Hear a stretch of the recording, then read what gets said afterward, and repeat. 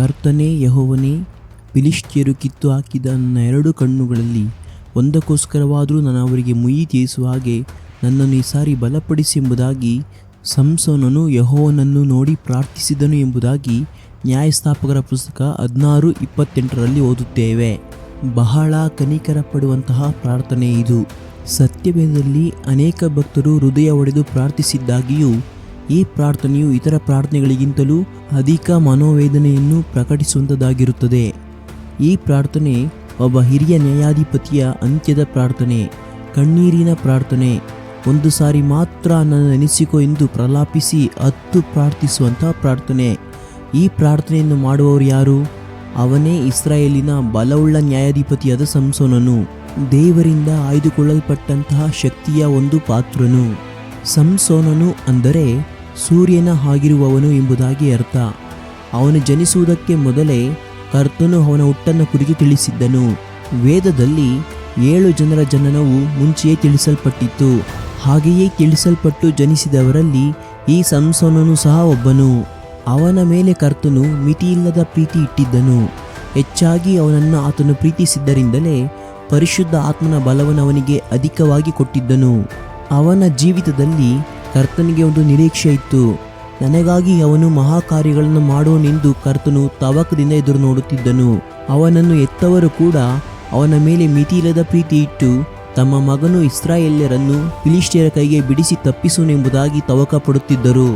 ಇಡೀ ಇಸ್ರಾಯೇಲ್ ಜನರು ಸಂಸೋನನ ಮೇಲೆ ನಿರೀಕ್ಷೆ ಇಟ್ಟುಕೊಂಡಿದ್ದರು. ಆದರೆ ನಡೆದದ್ದು ಏನು?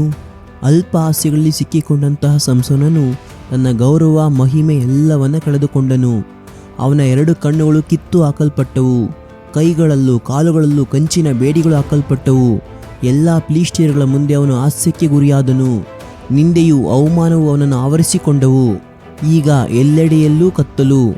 ಕಣ್ಣುಗಳು ಕೀಳಲ್ಪಟ್ಟಿರುವುದರಿಂದ ಅವನಿಂದ ಯಾರನ್ನೂ ಸಹ ನೋಡಲು ಸಾಧ್ಯವಾಗುತ್ತಿಲ್ಲ.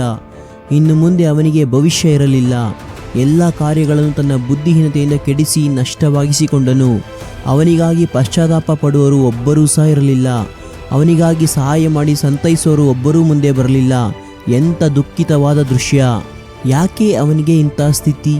ಇಸ್ರಾಯೇಲರ ದೊಡ್ಡ ನ್ಯಾಯಾಧಿಪತಿಗೆ ಯಾಕೆ ಈ ದಂಡನೆ? ಯಾಕೆ ಈ ಅವಮಾನ? ಯಾಕೆ ಈ ನಿಂದೆ? ಯಾಕೆ ಈ ಪರಿಹಾಸ್ಯಗಳು? ಇದಕ್ಕೆಲ್ಲ ಕಾರಣ ಅವನ ಇಚ್ಛೆಗೆ ಒಳಪಟ್ಟಿದ್ದನು. ಕರ್ತನಿಂದ ನಡೆಸಲ್ಪಡದ ಯಾರೇ ಆದರೂ ಅವರ ಪರಿಸ್ಥಿತಿ ದುಃಖಕರವಾದದ್ದೇ ಸರಿ. ಜ್ಞಾನದಲ್ಲಿ ಸೊಲೊಮೋನನು ಹೇಗೆಯೋ ಹಾಗೆಯೇ ದೈವ ಬಲದಲ್ಲಿ ಸಂಸೋನನು ಹೆಸರು ಗಳಿಸಿದ್ದನು.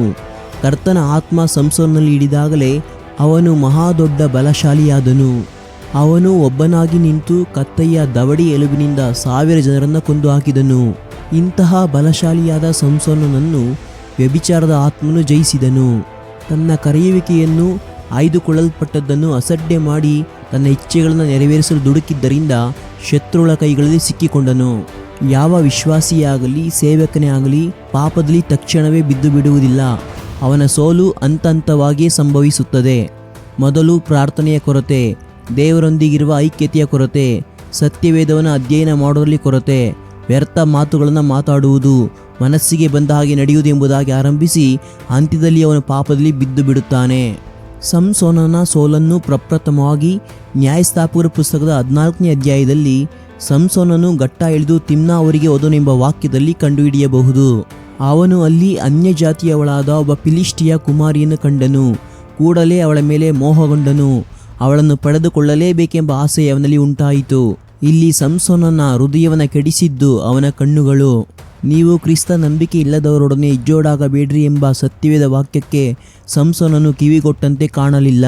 ತನ್ನ ಜೀವಿತದಲ್ಲಿ ದೇವರ ಚಿತ್ತವನ್ನು ಅನುಸರಿಸುವುದಕ್ಕಿಂತಲೂ ಸೌಂದರ್ಯ, ಬಣ್ಣ, ಆಸ್ತಿಪಾಸ್ತಿ ಇವುಗಳಿಂದ ಓಡಿ ಹೋಗಿ ಅಂತ್ಯದಲ್ಲಿ ವೇದನೆ ಅನುಭವಿಸಬೇಕಾದ ಪರಿಸ್ಥಿತಿ ಉಂಟಾಯಿತು. ಅವನ ಕಣ್ಣುಗಳು ತಾನು ಬಯಸಿದ್ದರ ಹಿಂದೆ ಓಡಿ ಹೋಗಿದ್ದರಿಂದ ಕಡೆಯಲ್ಲಿ ಅದೇ ಕಣ್ಣುಗಳು ಕೀಳಲ್ಪಟ್ಟವು. ಒಬ್ಬ ವಿಶ್ವಾಸಿ ಪಾಪದಲ್ಲಿ ಬೀಳುವುದಾದರೆ ಅದು ಕ್ರಿಸ್ತನ ನಾಮಕ್ಕೂ ಸಭೆಗೂ ಹಾಗೂ ಆತನ ಕುಟುಂಬಕ್ಕೂ ಬಹುದೊಡ್ಡ ಹಾನಿಯನ್ನು ಉಂಟು ಮಾಡುತ್ತದೆ. ಸಂಸೋನನ ಸೋಲು ಇಸ್ರಾಯೇಲ್ ಜನರೆಲ್ಲರನ್ನೂ ಬಾಧಿಸಿತು. ಸಂಸೋನನ ಮೇಲೆ ಇಸ್ರಾಯೇಲ್ ದೇಶದವರು ನಂಬಿಕೆಯನ್ನು ನಿರೀಕ್ಷಣೆ ಇಟ್ಟುಕೊಂಡಿದ್ದರು. ಎಲ್ಲವೂ ವ್ಯರ್ಥವಾಗಿ ಹೋಯಿತು. ಸಂಸೋನನ ಬೀಳುವಿಕೆಗೆ ಬರಿದಾದ ಅವನ ಆತ್ಮಿಕ ಜೀವಿತವು, ಒಂಟಿತನವು ಬಹುಮುಖ್ಯವಾದ ಕಾರಣಗಳು. ಅವನಿಗೆ ದೈವ ಜನರೊಂದಿಗೆ ಐಕ್ಯತೆಯೂ ಇರಲಿಲ್ಲ. ಇಸ್ರಾಯೇಲ್ಯರ ಹಿರಿಯರ ಮಾತನ್ನು ಕೇಳಲು ಅವನು ಸಿದ್ಧವಾಗಿರಲಿಲ್ಲ. ಎತ್ತವರ ಮಾತಿಗೆ ಕಿವಿಗೊಡುತ್ತಿರಲಿಲ್ಲ. ದೈವ ಸಾನ್ನಿಧ್ಯ ಇರುವಂತಹ ಇಸ್ರಾಯೇಲ್ ದೇಶದಲ್ಲಿ ಹೆಚ್ಚು ಸಮಯವನ್ನು ಕಳೆಯದೆ ಯಾವಾಗಲೂ ಏಕಾಂತನಾಗಿ ದೈವ ಭಕ್ತಿಯಾಗಲಿ ಭಯವಾಗಲಿ ಇಲ್ಲದೇ ಇದ್ದಂತಹ ಫಿಲಿಷ್ಟಿಯರ ಮಧ್ಯದಲ್ಲಿ ಹೆಚ್ಚು ಕಾಲ ಸಮಯ ಕಳೆಯುತ್ತಿದ್ದುದೇ ಮುಖ್ಯ ಕಾರಣ. ಸಂಸೋನನು ಒಂಟಿಯಾಗಿ ದೊಡ್ಡ ಸೈನ್ಯವನ್ನು ಜಯಿಸಿದನು, ಆದರೆ ಒಂಟಿಯಾಗಿ ಸೈತಾನನು ಜಯಿಸಲು ಅವನಿಂದ ಸಾಧ್ಯವಾಗಲಿಲ್ಲ. ಬಲಿಷ್ಠರಾದ ಫಿಲಿಷ್ಟಿಯರನ್ನು ಜಯಿಸಿದಂಥ ಈ ನ್ಯಾಯಸ್ಥಾಪಕನಿಂದ ತನ್ನಲ್ಲಿ ಆಳ್ವಿಕೆ ಮಾಡುವಂತಹ ಪಾಪದ ಇಚ್ಛೆಗಳನ್ನು ಜಯಿಸಲು ಸಾಧ್ಯವಾಗಲಿಲ್ಲ. ಸಂಸೋನನು ಇಚ್ಛೆಗಳನ್ನು ತನ್ನ ವಿರೋಧಿಯನ್ನಾಗಿ ಕಾಣದೆ ತನ್ನ ಸಂತೋಷದ ಬುಗ್ಗೆಯನ್ನಾಗಿ ಕಂಡನು. ಸೈತಾನನು ಯಾವಾಗಲೂ ಒಂಟಿಯಾಗಿ ಇರುವುದಿಲ್ಲ. ಅವನೊಂದಿಗೆ ಆಕಾಶಮಂಡಲದ ದುಷ್ಟ ಸೈನ್ಯಗಳ ಆತ್ಮಗಳು ಇರುತ್ತವೆ, ಅಧಿಕಾರಗಳು ಇರುತ್ತವೆ. ಅವನ ರಾಜ್ಯವು ವಿಂಗಡಿಸಿದ ರಾಜ್ಯವಲ್ಲ, ಅವನು ತನ್ನೊಳಗೆ ಬಲಗೊಂಡವನಾಗೇ ಇರುತ್ತಾನೆ. ಆದರೆ ಸಂಸೋನ ಸೇವೆಯು ಪ್ರತ್ಯೇಕವಾಗಿ ಸ್ಥಾಪಿತವಾಯಿತು. ಅವನು ಒಂಟಿಯಾಗಿಯೇ ಯುದ್ಧ ಮಾಡಿದನು, ಒಂಟಿಯಾಗಿಯೇ ತೀರ್ಮಾನಗಳನ್ನು ತೆಗೆದುಕೊಂಡನು, ಒಬ್ಬನೇ ಹೋಗಿ ಕಡೆಯಲ್ಲಿ ಪಾಪದಲ್ಲಿ ಬಿದ್ದು ಬಿಟ್ಟನು. ಅವನ ಸಂಗಡ ದೈವಭಕ್ತಿಯುಳ್ಳ ಸೈನ್ಯವಾಗಲಿ, ಕರ್ತನಿಗೆಂದು ಮೀಸಲಾಗಿದ್ದಂತಹ ಯುವಕರ ತಂಡವಾಗಲಿ, ಒಳ್ಳೆಯ ಆತ್ಮಿಕ ಸಲಹೆಗಾರರಾದ ಸ್ನೇಹಿತರಾಗಲಿ ಇರಲೇ ಇಲ್ಲ. ಕರ್ತನಿಗಾಗಿ ವೈರಾಗ್ಯವಾಗಿ ನಿಲ್ಲಬೇಕಾಗಿದ್ದಂತಹ ಈತನು ಕಡೆಯಲ್ಲಿ ಪರಿತಾಪಕರವಾದ ಸ್ಥಿತಿಯಲ್ಲಿ ಸಾಯಬೇಕಾಯಿತು. ಯೌವನಸ್ಥನೇ, ಇಂದು ನಿನ್ನನ್ನು ಬೀಳಿಸುತ್ತಿರುವಂತಹ ಅಥವಾ ಆಳ್ವಿಕೆ ಮಾಡುತ್ತಿರುವಂತಹ ಪಾಪ ಯಾವುದು? ಕರ್ತನ ಆತ್ಮನು ನಿನ್ನನ್ನು ಎಚ್ಚರಿಸುತ್ತಿರುವುದಾದರೆ ಈಗಲೇ ಎಚ್ಚೆತ್ತುಕೋ. ಈ ಸಂಸೋನನ ಜೀವಿತ ಇಂದಿನ ಎಲ್ಲ ಯೌವನಸ್ಥರಿಗೆ ಒಂದು ಎಚ್ಚರಿಕೆಯಾಗಿ ಬರೆಯಲ್ಪಟ್ಟಿದೆ. ಈ ಸಂಸೋನನ ಬೀಳುವಿಕೆಗೆ ಆಳವಾದ ಕಾರಣಗಳನ್ನು ಬರುವಂಥ ವಿಡಿಯೋಗಳಲ್ಲಿ ಹಂತವಾಗಿ ಧ್ಯಾನಿಸೋಣ. ಅಲ್ಲಿಯವರೆಗೂ ಕರ್ತನು ನಿಮಗೆ ಕೃಪೆ ನೀಡಲಿ. ಆಮೇನ್.